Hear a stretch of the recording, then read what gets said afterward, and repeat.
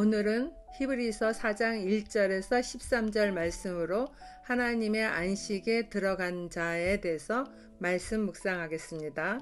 먼저 믿음으로 들어가는 하나님의 안식에 대해서 보겠습니다.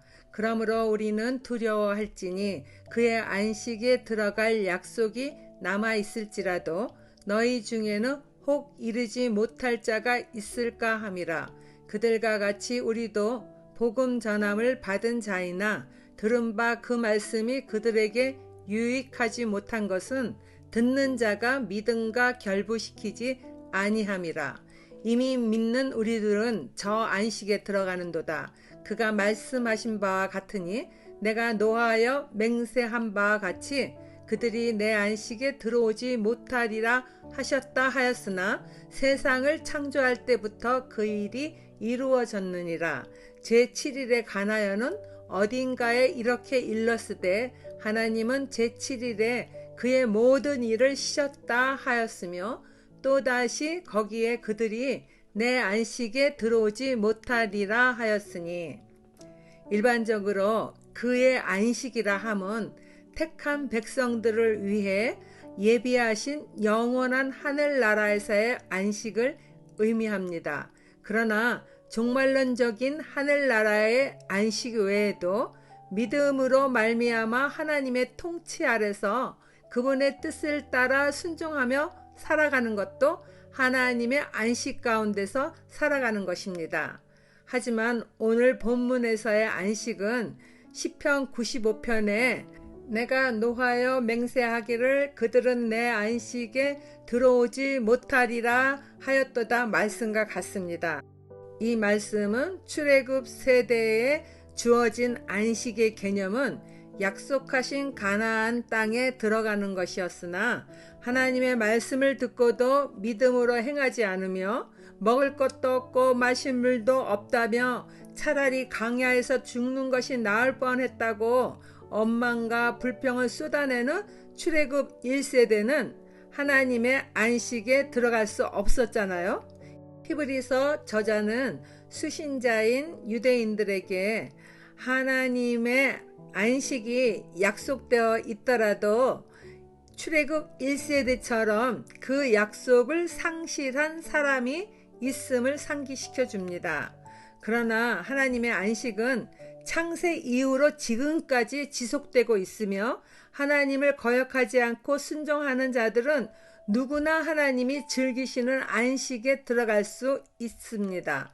하나님이 안식한 제7일에 관한 말씀은 지금은 창세기 2장에 기록된 것을 확실히 알 수 있지만 그 당시 성경은 지금처럼 장절로 구분되어 있지 않았기 때문에 제7일에 관하여는 성경 어딘가에서 말씀하셨다라고 구체적이지는 않으나 하나님이 안식은 믿는 자에게 확실히 주어짐을 강조합니다.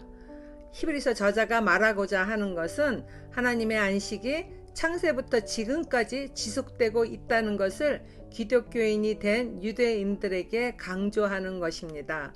그러므로 예수 그리스도를 믿는 자들은 현재의 삶에서도 하나님의 안식을 누릴 수 있으며 그 안식의 완성은 영원한 하늘나라에서의 안식입니다.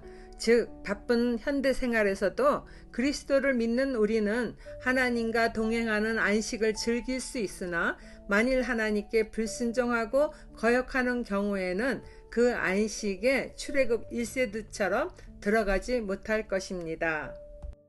적용 질문입니다. 일상에서 창세부터 지속되는 하나님의 안식을 누리거나 느끼며 살아가고 있습니까? 하나님의 안식 안에서의 삶을 추구하기보다는 세속의 쾌락을 쫓아 살고 있지는 않나요? 두 번째 단락입니다. 말씀을 듣고 순종하는 자는 하나님의 안식을 경험할 것입니다. 그러면 거기에 들어갈 자들이 남아있거니와 복음 전함을 먼저 받은 자들은 순종하지 아니함으로 말미암아 들어가지 못하였으므로 오랜 후에 다윗의 글에 다시 어느 날을 정하여 오늘이라고 미리 이같이 일렀으되 오늘 너희가 그의 음성을 듣거든 너희 마음을 완고하게 하지 말라 하였나니 만일 여호수아가 그들에게 안식을 주었더라면 그 후에 다른 날을 말씀하지 아니하셨으리라.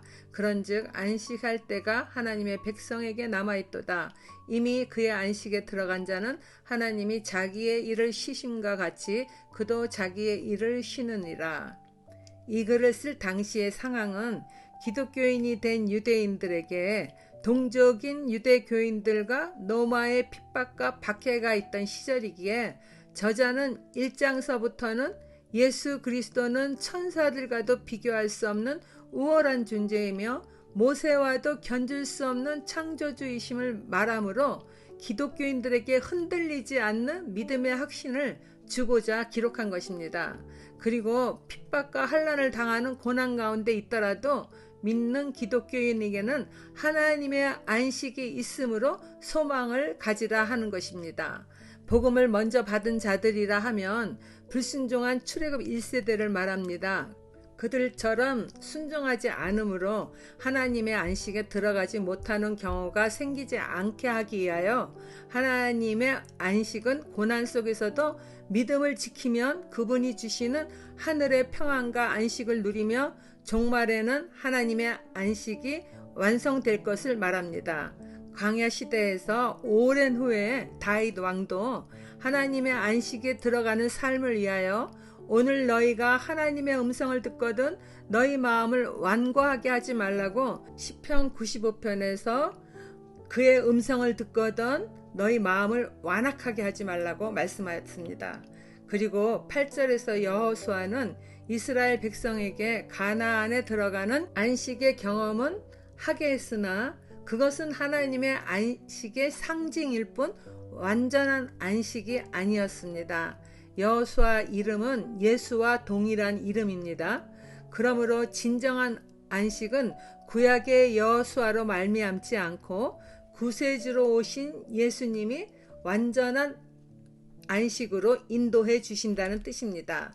9절에 안식할 때가 하나님의 백성에게 남아있다는 안식은 헬라어로는 사바티스모스라고 합니다. 그것은 그리스도인들이 누릴 영적인 의미의 안식을 나타냅니다.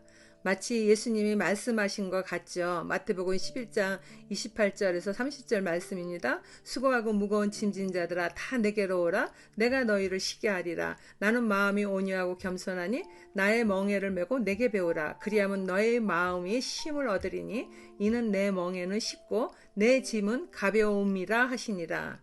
그리고 10절에 이미 안식에 들어간 자라 함은 기독교인을 말하는 것입니다.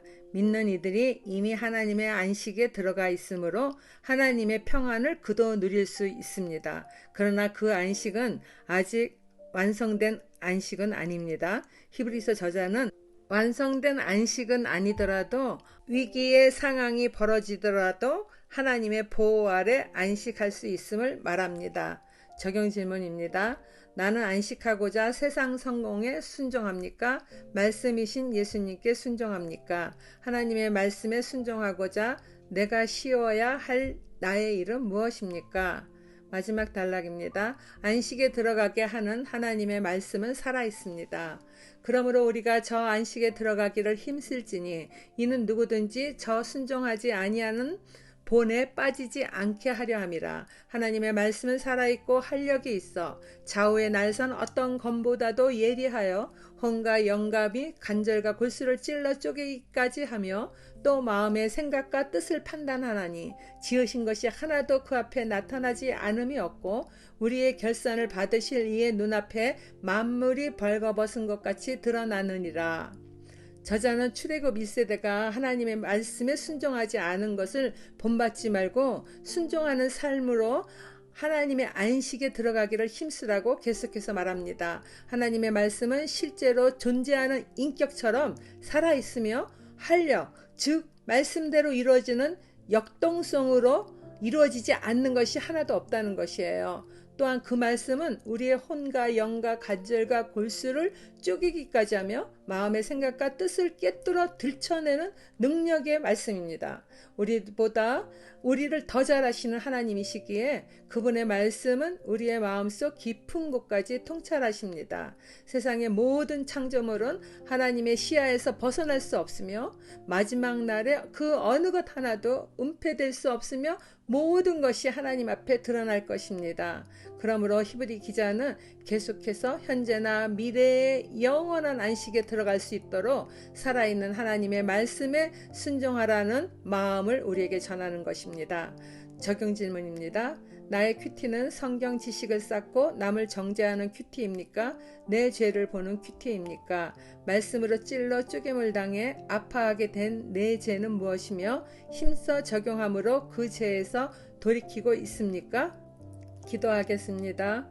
하나님 아버지, 세상의 그 어떤 평안보다도 하나님 안에서 누리는 평안이 진정한 안식임을 믿습니다. 그 안식은 말씀에 순종하는 삶을 살아갈 때 경험케 하시니 늘 말씀으로 나를 다스리며 온전히 순종하는 삶을 살아갈 수 있도록 성령 충만케 하옵소서. 예수님 이름으로 기도드립니다. 아멘.